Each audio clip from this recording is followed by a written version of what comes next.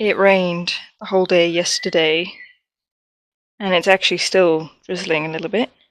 Look at the laurel. It's flowering so nicely. Just look at those flowers. Wow.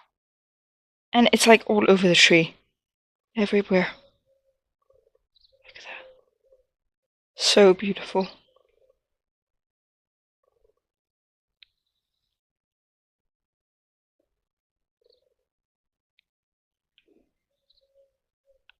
And we also have some beautiful camellias coming out.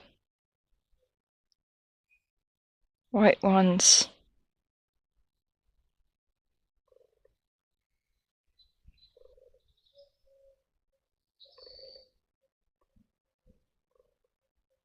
And the pink ones.